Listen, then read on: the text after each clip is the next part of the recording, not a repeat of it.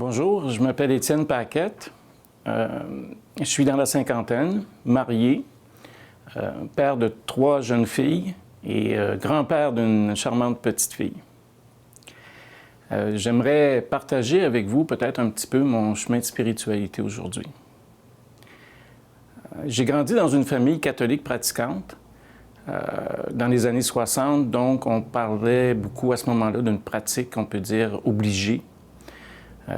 C'était régulier, la messe le dimanche à 11h en chemise-cravate et les dames bien habillées. Et ça ne venait pas vraiment me chercher. Je me demandais souvent pourquoi perdre du temps le dimanche matin pour aller à l'église. Dans mon parcours de vie, au niveau scolaire, j'ai grandi quand même avec, si on veut, le monde religieux autour de moi. Au primaire, c'était les Frères du Sacré-Cœur. Au secondaire, les Sulpiciens, au Collège de Montréal. Au cégep, chez les Sœurs de la Congrégation Notre-Dame. Donc, il y avait toujours une forme d'intérêt que je trouvais dans ce milieu-là. J'ai rencontré des gens fantastiques, dévoués, qui m'ont ouvert à plein de choses dans la vie, la musique, la littérature. Mais au niveau spirituel, c'était vraiment pas là. Alors, les années ont passé, j'ai décroché de l'Église catholique, j'ai décroché de la spiritualité.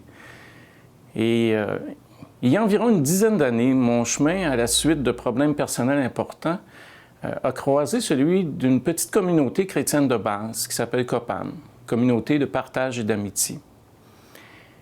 Et là, j'ai redécouvert, si on veut, une forme de spiritualité chrétienne simple, pas compliquée, pas dogmatique, où vraiment la base, c'est la parole de Jésus. Au contact de 2 prêtres ouvriers, Georges Convert et André Choquette, j'ai repris le goût à la lecture des évangiles, au partage et de commentaires sur les évangiles avec d'autres gens autour, des gens de toute classe sociale, de tous âges. Et ça a vraiment piqué ma curiosité. Comme je suis un être à la base un peu beaucoup rationnel, ma première question pour moi c'était « il faut que je me prouve l'existence de Dieu ». Et évidemment, on ne peut pas prouver ni l'existence ni l'inexistence de Dieu.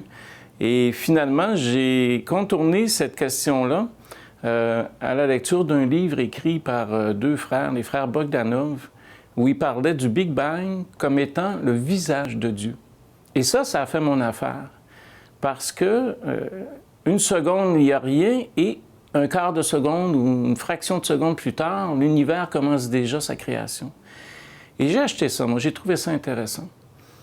Donc, ce que j'ai fait par la suite, au partage à la communauté COPAM et avec les gens qui étaient là, c'était de me dire, je vais séparer ça en 2. Je vais prendre les évangiles, la parole de Jésus, et je vais essayer d'appliquer ça dans ma vie de tous les jours, sans me questionner sur est-ce que c'est vrai ou si ce n'est pas vrai, sans essayer d'aller chercher, si on veut, une confirmation historique de ces écrits-là.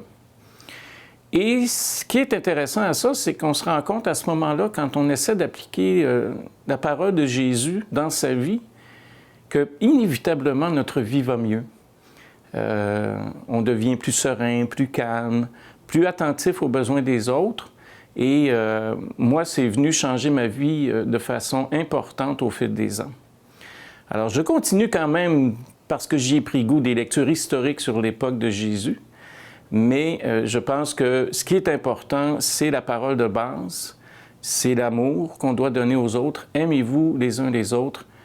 Il n'y a que ça à faire pour que tout aille mieux dans notre monde. Merci de votre écoute.